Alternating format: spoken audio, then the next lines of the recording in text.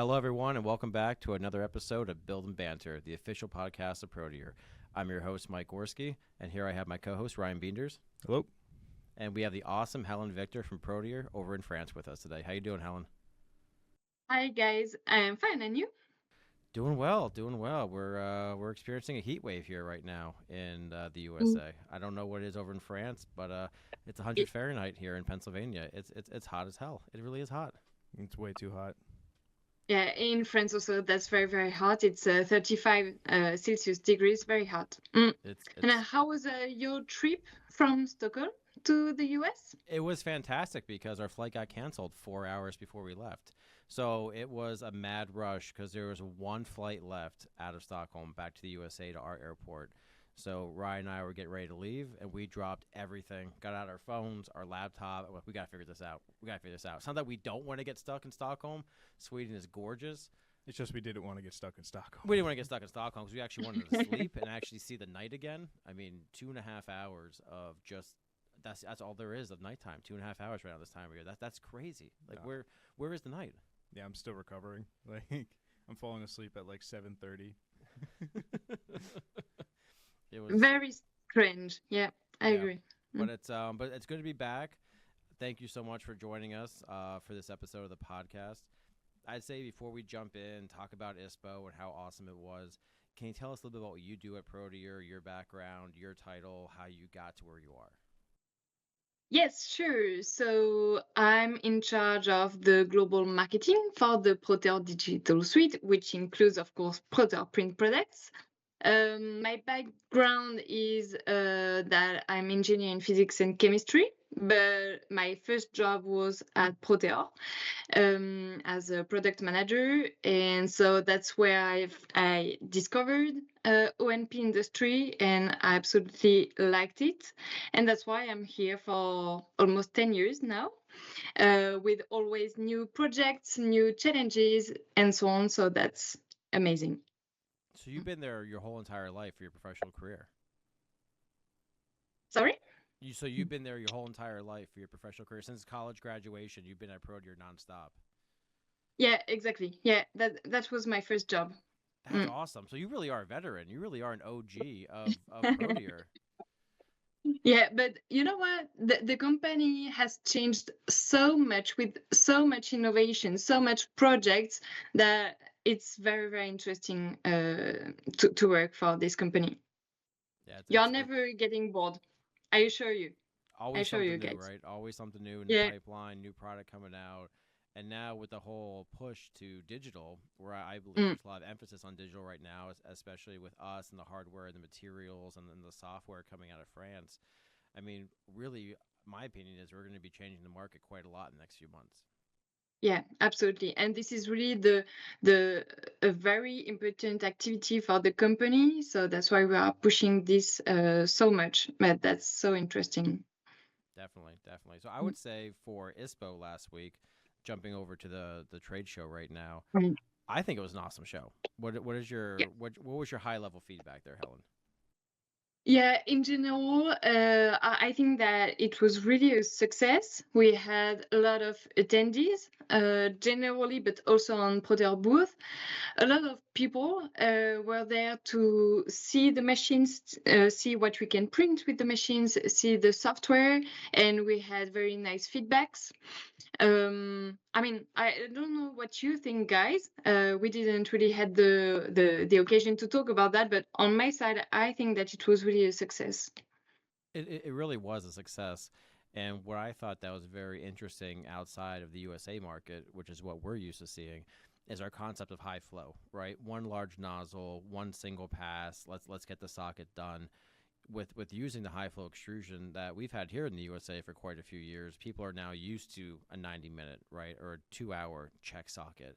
But seeing the European market and the rest of the world react to that, their eyes really lit up. They had no idea. And then you had competitors there, I'm not going to say who, but you had competitors saying, we have the fastest 3D printer in the world. We have the fastest 3D printer for check sockets. I mean, one competitor was saying 3.5 hours. No one can do this faster. And I'm like, 3.5 hours? Like, we're doing a larger socket in 90 minutes than you're doing a small socket in 3.5. and we have this gigantic socket. It's an American BK, so It's a Western yeah, BK. it's a Western American BK, so it's going to be larger. Doing that in 90 minutes, so Yeah. it was, for me, it was a lot of education, right, to the global market. But I really see the technology we have making a huge dent over in the European theater, and also like just the rest of the world. So I think it's just, I mean, I'm not trying to put you on the spot, right, Helen? But it's a lot of marketing, right? Yeah, but and you know what I've learned also during this week to manipulate the machines. I was very proud about launching my first socket on the machine, but really I saw how easy it is to launch the printing, to install it in a workshop and so on. I was really impressed. So congrats, guys, for that, because really it's very easy to use, and I think that this can really simplify the installation in European or Asian or African and so on workshops everywhere. Yeah, and even also to take the next step, just beyond the simplification, it's also the customer service component, right? Because we are very serious about customer support here. We want to make sure all of our customers are rocking and rolling. So now with the new Icarus lights rolling out, now that they're connected via the internet, customers can now live chat with us. If they give us access, we can actually log into their printer, see if there's any error messages, see how much material they're using. So we get more data from the customer. So it's not like we're getting an email saying, my printer's making a funny noise. I'm like, oh, what happened? It's like going to a mechanic, right? You're hearing your engine go ding, ding, ding, or clink, clink, clink. Yeah. So now we can actually talk to them through our online portal, through the cloud on the Icarus lights. They can do live chat with us. That's pretty cool. A lot of customers really like that. We're on our Icarus lights. They can actually hit the little speech bubble. They can go right back to us and talk to them. And when I was showing this feature to the customers, they're kind of giving me like a side eye. Like, wait, you have like a live chat built in? And I'm like, it's not an AI chatbot. You're talking to real people in Pennsylvania, right? And like, okay, it's real people. It's not like, those like generic chatbots that you see on the website. It's like, oh, you want to return something? Click this. Or you're having a problem. Click here. Like, no, there's real people on the other side of that messaging service talking back to you and telling you how to fix the printer or unjam the hot end or whatever is going on. So I think people were really impressed that we thought of, I'm not going to say we thought of everything, but we thought of a lot of stuff.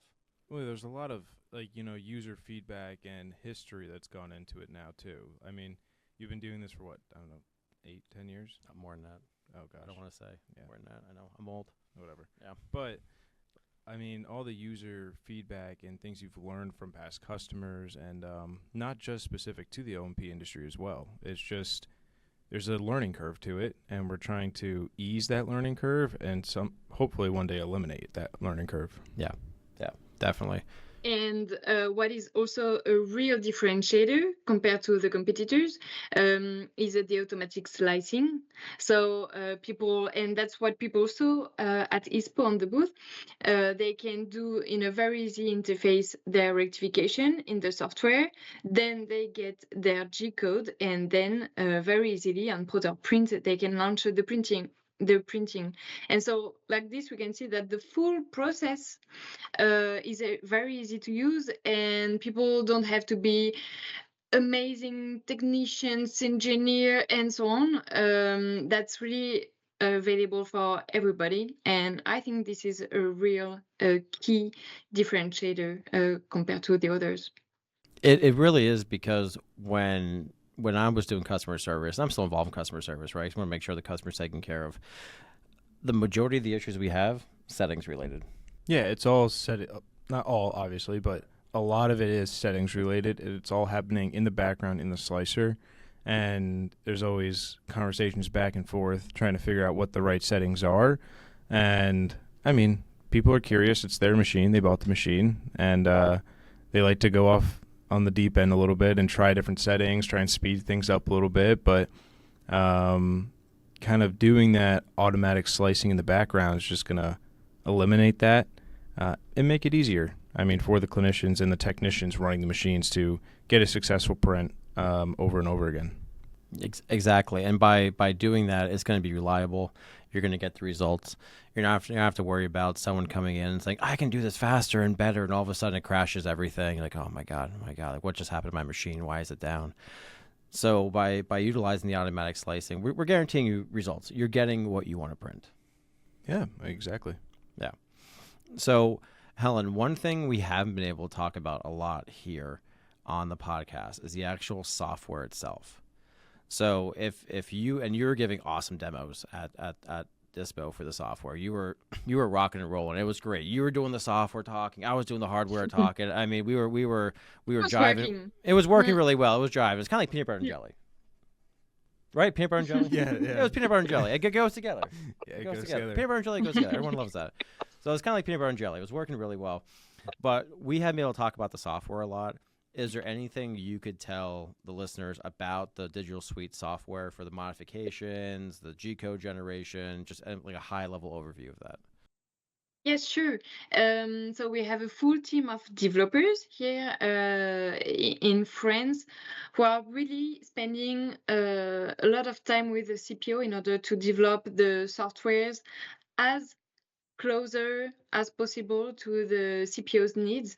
And so we have our own app to scan, Proteor Scan, which can scan all the parts of the body in order to make trunk braces, prostheses, of course, AFO, KFO, sitting devices, and so on and so forth. That's very versatile.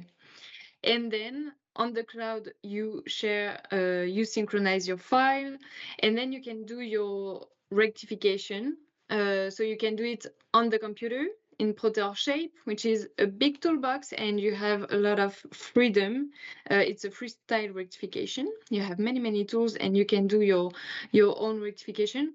Or you also have Proteor Shape FLX, which is very guiding and intuitive. That's what we were showing at the booth at ISPO, because it's available on computer, but also on iOS devices. So it means that you can scan with your iPad, then you can click on a button and do your rectification.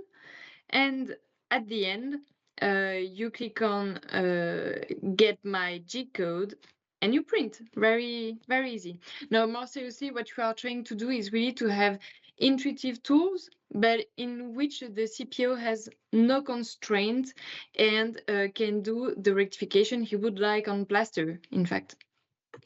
That's our goal. And I really love the marketing that you put behind it, because if I remember right, the marketing you had we're evolving the craft, right? We're not necessarily changing everything. We're just evolving and help people go to the next step. Did I get that right, or did I butcher it? No, I was right. It's respect the trade, evolve the craft. Respecting the craft, evolving the tools, respecting the craft. There you go. Exactly what we are doing. We are providing very nice tools, but to respect CPO's clinical work, in fact. Yeah, and I think that goes a long way too, because people are worried, oh my God, these 3D printers, they're going to replace my techs or replace my job if you are a tech. Or like, no, we're just trying to give you a new tool for you guys to use.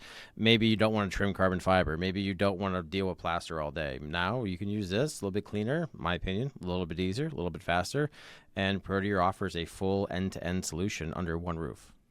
I think it's an awesome solution. We had a lot of people at our booth. I saw a lot of people going from the Autobot booth over to the Proteor booth. Did you notice that? We did. That was great positioning of the booth. I agree. It was very good. They're like, "Oh, you have printers and you have a whole software solution?" I'm like, "Yes, we don't just offer the printer. We don't just offer the hardware. We don't just offer the software. We offer everything under the one roof." And I think that gave consumers a lot more confidence too, because I've seen people in this industry kind of piece it together, right? 3D printer guy was over here, filament guy is over here, software guy is over here. And then when one thing doesn't work, no one takes responsibility for it. They're always pointing fingers at each other like, oh, you did this, or call your filament guy, or call your hardware guy, call the software company. It's their fault, this fault, blah, blah, blah. But no, it's we are the one-stop shop. We can't blame anybody else. Yeah, I had a lot of people come up to me during the show, and they were asking about the printers, asking about the software. And towards the end, they would go, so do we, like, do it in the software, and then you guys print it and send it to us? Or, like, do you guys actually sell the machines? And we were like, yeah, no, we sell the machines. This is the price. And then they would just be kind of shocked to just hear that in the first place, that we had both software and the printers as well. Yeah. And in the competition, you also have some solutions that are providing the possibility to design only some kinds of orthopedic devices. So, for example, prostheses. And so, if you are choosing that kind of solution, you will have to get several CAD/CAM solutions. Whereas, because of the versatility of what we are proposing, you only have one software to learn, one team to help you, to support you, and that's all. In fact, we are here for all kinds of orthopedic devices from A to Z. That was And perfectly said. can be proud Yeah. of that. That was perfect. I think we're good. All right, have a good day, All guys. right, have a good day, guys. That was a fast podcast. We're out of here. Helen killed it. But yeah, and talking to the clinics where I saw that this really is going to have a huge impact. We talked to a lot of people from the Middle East. We had a lot of people from that region, especially the UAE. Talked to a lot of people there, India, a lot of people there, and they're like, this could totally change, revolutionize the way we do medical care over there, because there's a lot of people who need help. They need it done very quickly, as cheap as possible, and this is kind of like the perfect solution for them. Yeah, exactly. And in some cases, people can be worried about the humidity, about electricity in the hospital and so on. But in fact, our solution is completely adapted to their conditions. So I'm not worried at all about providing the full solution into this potential context. Yeah, definitely. I think one of the really cool things that we got to do is we got to talk to a couple people, including Carol, who was on our last podcast. Yeah. Talk to him about everything going on in Ukraine and how Proteor can do more in Ukraine. And I know we have some people lined up to talk to about that. But I think that's gonna be really cool to see the Proteor Digital Suite and more Icarus printers and Icarus Light printers like positioned in Ukraine to show the world how fast and how easy it is to scan, modify, and print using the Proteor software. It's going to be a great way to show the world really what we're doing and what Proteor is all about. So I'm excited about that. I'm excited to get that launched over there. Yeah. I mean, Let's do it. Yeah, it's going to be good. So, Helen, I know one thing I want to touch on. This is the first time since the acquisition of Film Innovations we really got to meet our French colleagues over there with you in France. And I got to say, you guys are awesome. You guys are just so cool. You guys are so down to earth. I mean, I got to say, Ryan and I were really welcomed with open arms. I mean, Ryan, how did they make you feel? no, it was a great experience. I had a lot of fun meeting everybody. I was definitely a little nervous to meet everybody for the first time, but I mean, it all went great. By the end of it, everyone was just like wanting us to go out to dinner, do other things, just hang out and get drink. We wanted to go drink, realistically. But no, it was a great experience. It was amazing getting to meet everybody in person. Like I talked to Helen every single day, so it was great to meet Helen in person for the first time. Are you saying that I'm asking too much questions, Ryan? Sometimes Be careful. wake up at you during your breakfast. Well, yeah, every now and then wake up at 5 a.m. From a message from Helen asking questions. It always starts off as, I have a silly question, and then it ends up being a silly question. So. Oh, silly questions. Sometimes. Yeah. Yes. Sometimes serious. Sometimes serious. Sometimes serious. No, but more seriously, it was so nice to have you on the booth, and also that you can feel that you are part of the Proteor family, that you met some, not all, but some of the sales reps of EMEA region, and I'm quite sure it was very useful for them also to manipulate the printer to see how easy to use it is, how efficient it is, and that printing a socket in 90 minutes is not just a marketing advantage, but it's a reality. In fact, we left the booth with many check sockets, PTG check sockets, and it was very nice to have you and to let us discover this new activity for us in EMEA. And thanks for coming. That was very useful. Yeah, definitely. We appreciate you having us, and I think it's really cool because maybe some people don't know this. Proteor is a family-owned company, right? Over 100 years of age, family-owned company. I mean, we still have the family Edward, being the global CEO, running the show, and you hear, oh, it's a family-owned company, blah blah blah. They're so nice, yada yada yada. No, but you guys actually are. Like, it's not just talk, right? It's not nonsense. It's not jargon. You guys really are just amazing to work with. You're good people. I mean, and that's why I'm really glad the Film Innovations team is now on the Proteor team, because we try to treat everybody like family. You guys clearly treat everybody like family. So I'm really glad that we're now on the same team trying to take over the world for digital O&P. And I think we're going Yeah. to blow it out of the park. I think we're going to do great. Yeah, and if I'm working for Proteor for almost 10 years, that's not for nothing. And this is one of the reasons, of course. The colleagues are nice. The people are very passionate, and just the way you guys interact with customers, you can tell you have that personal one-on-one feeling. You're not talking to an AI chatbot, right? You're not right. It's not an AI chatbot. It's a real person talking to you, and a lot of our values aligned. And I couldn't be happier to be on the Proteor team. I think it's one of the best decisions that we ever made at Film Innovations. Yeah, I couldn't agree more. I think it's been great. I didn't really have a say in it either, but I couldn't agree more. Didn't I ask you? No, I don't. No, I didn't ask you. It's not. It's not. It wasn't our decision to make, but no, it was a great decision. No, it definitely worked out. I mean, for us, Helen, I think we've really had a great podcast for this episode. It was to the point. We talked about ISPO. ISPO was a huge hit. I know we have a lot of follow up now with customers to do. Is there any final words or remarks that you want to say about ISPO, the digital suite, working with us silly Americans, anything like that? You know what? I only have some final words to say, but it's let's keep in touch.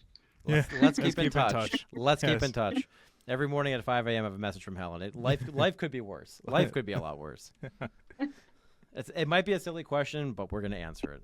Yes. Well, Helen, thanks for joining the podcast. I appreciate it. Thanks for the invitation. Absolutely, anytime. And thank you for joining us. And we'll see you on the next episode of Build and Banter, the official podcast of Proteor. Thank you, everyone. Thank you.